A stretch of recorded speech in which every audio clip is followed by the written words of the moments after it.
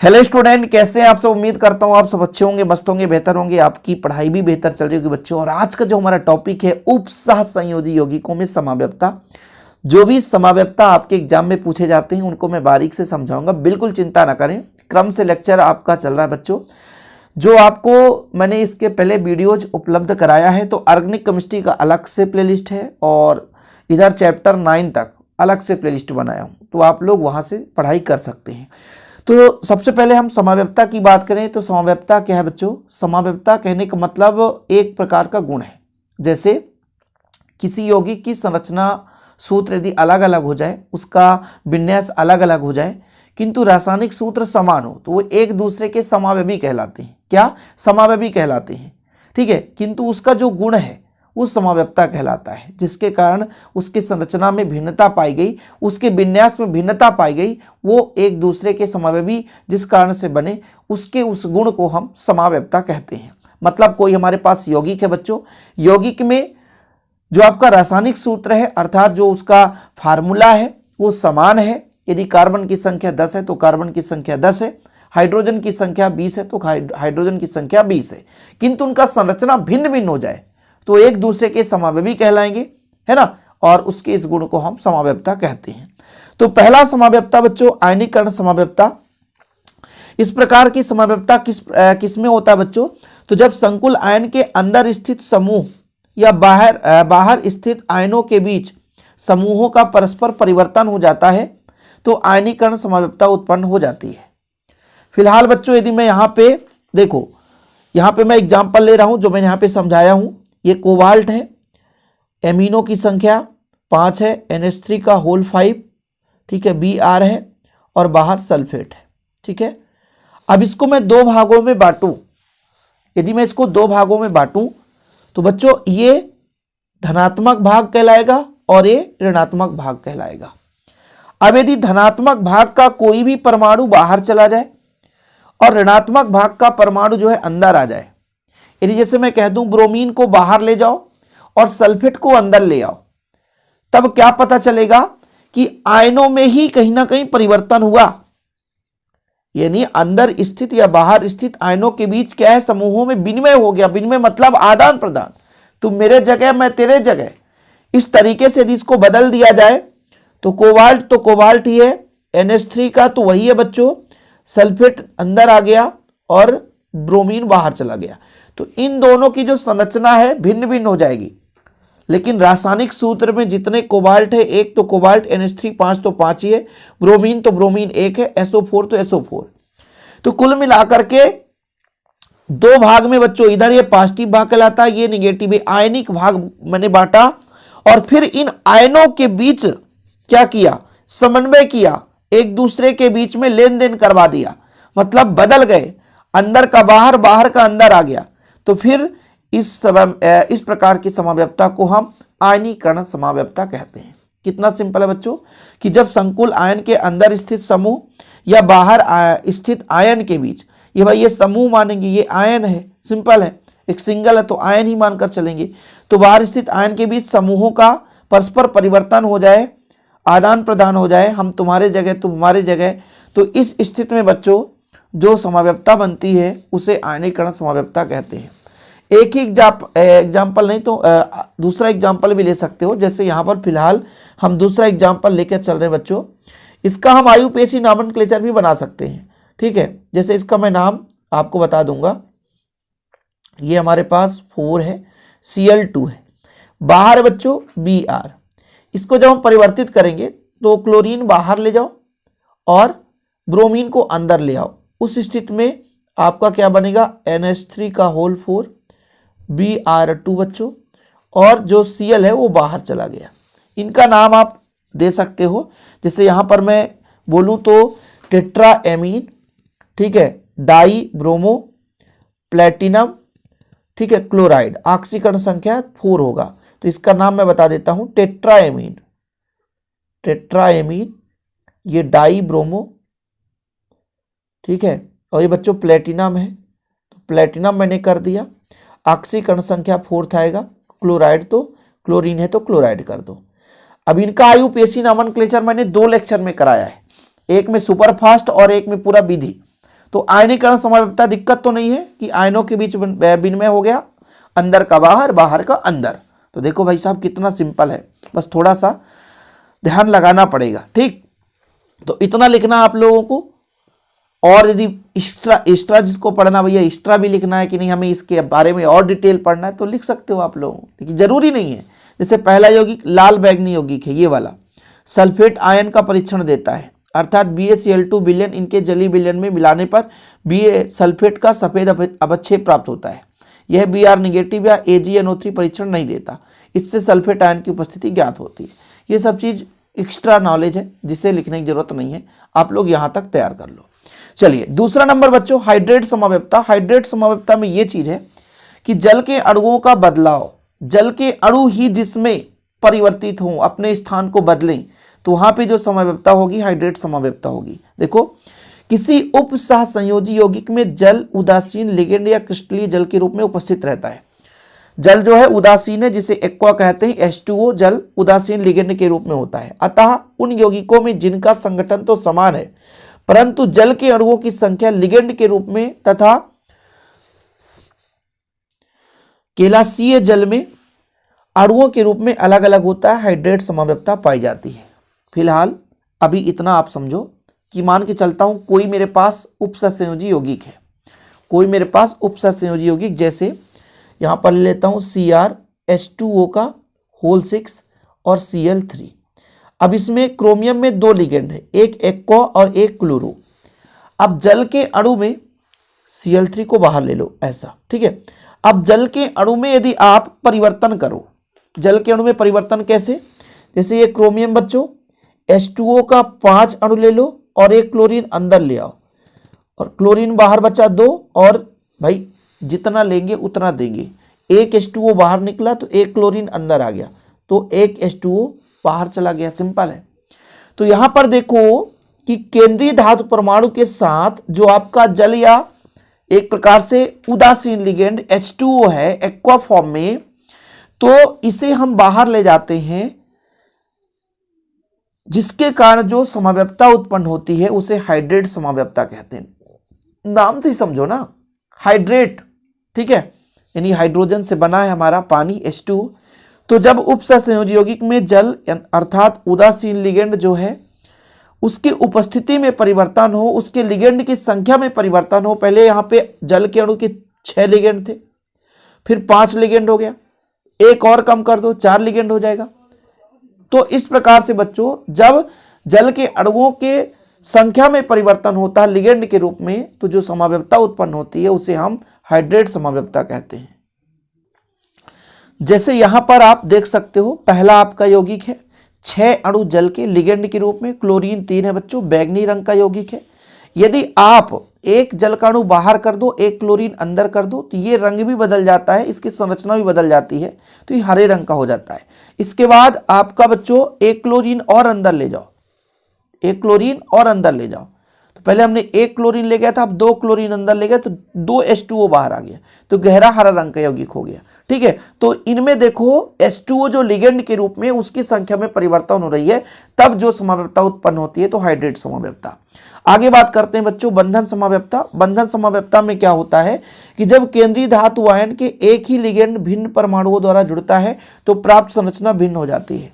मतलब लिगेंड वही है लेकिन उसमें परमाणु जो है भिन्न भिन्न हो जाते हैं बच्चों, परमाणु जो है भिन्न भिन्न हो जाते हैं। उस स्थिति में जो समाव्यवस्था उत्पन्न होती है वहां पे हम कहते हैं क्या, बंधन समाव्यवस्था, यानी बंध बनाने वाले परमाणुओं की संख्या ही मतलब भिन्न हो जाए। जैसे यहां पर आप देखो निकिल आपका बच्चों क्या है, केंद्रीय धातु परमाणु है। इसमें जो HCN की बात करते हैं और NCN की बात करते हैं, इसमें थायोसाइनेट है, इसका S सल्फर निकिल से जुड़ा होगा और इसी में परमाणुओं की संख्या बदल दी गई।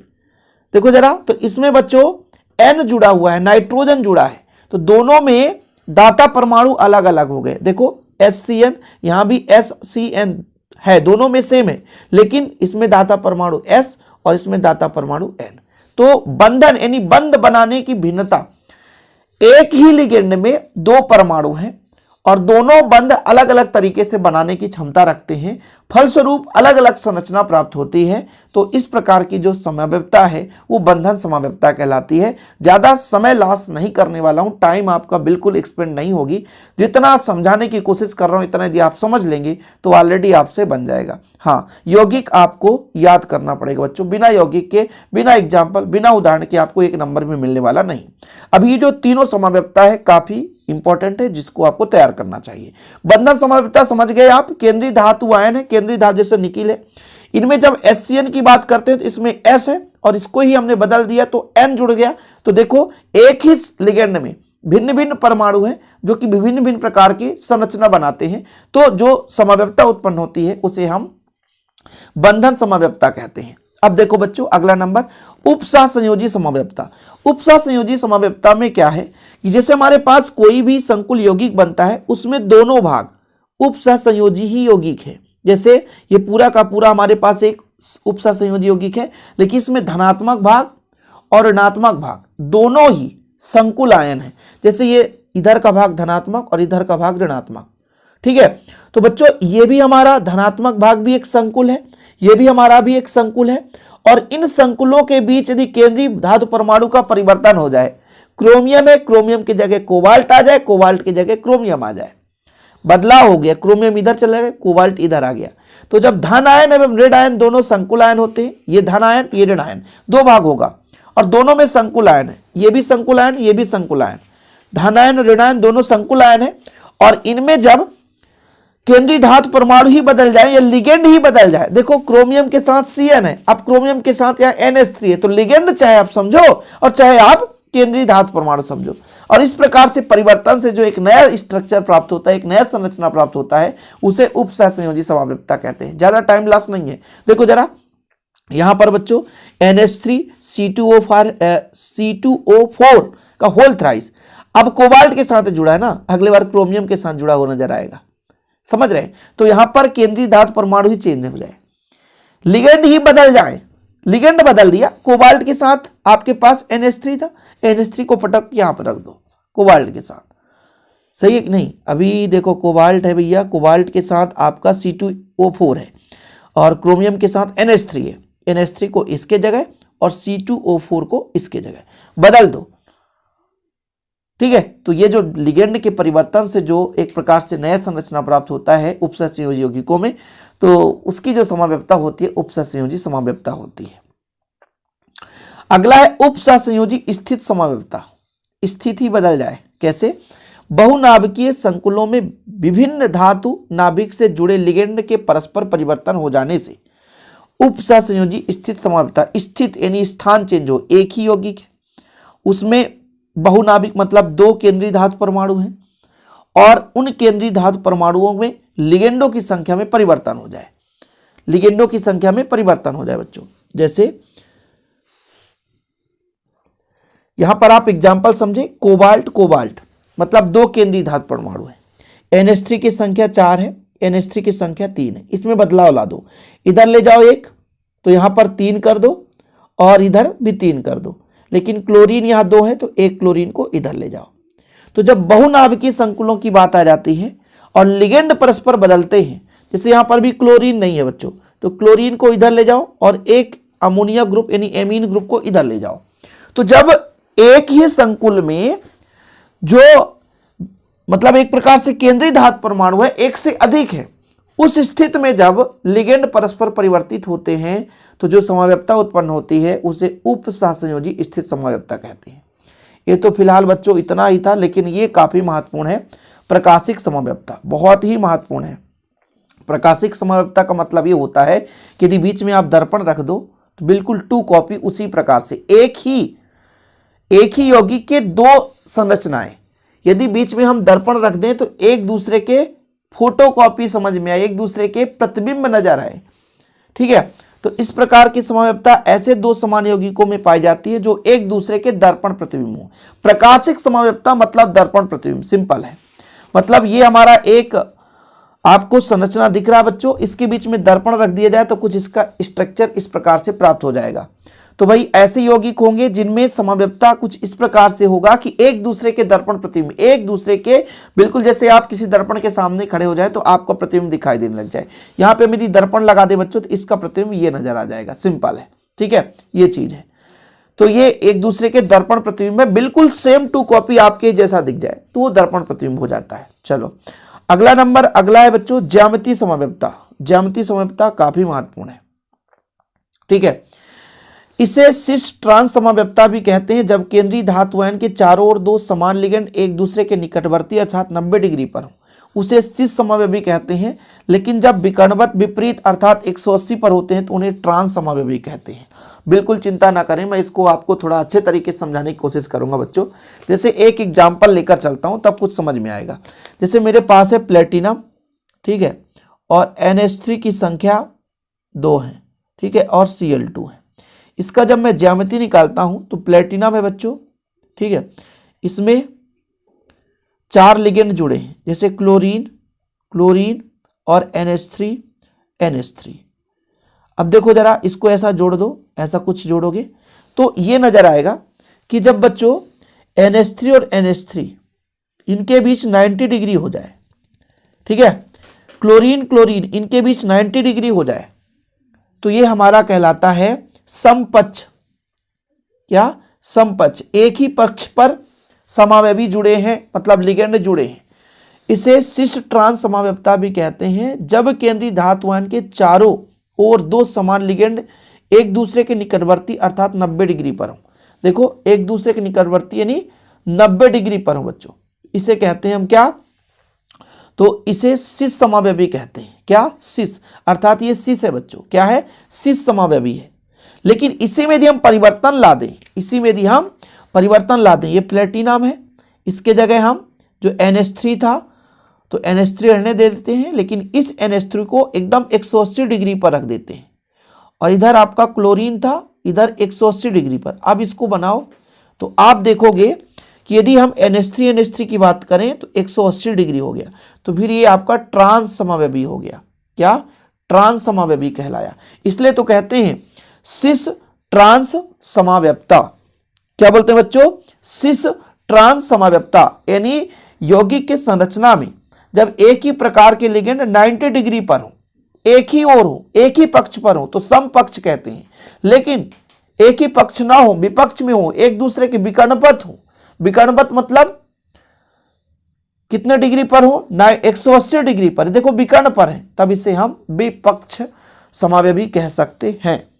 ठीक है, समझ में आ रहा कुछ कि भाई साहब जब एक समान लिगेंड एक ही दिशा पे हो, 90 डिग्री पर हो तो समपक्ष कहलाता है।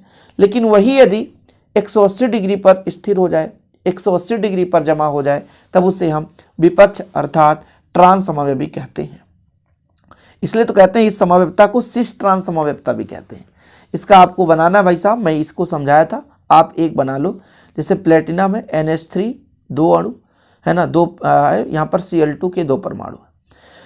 तो प्लेटिनम में क्लोरीन क्लोरीन जब एक साइड है तो बच्चों ये सिस कहलाया, और जब क्लोरीन क्लोरीन देखो 180 डिग्री पर है तो ट्रांस कहलाया। तो इस प्रकार से आप लोग एक स्ट्रक्चर बनाओ, एक फार्मूला, एक ही आप एग्जाम्पल लिखो।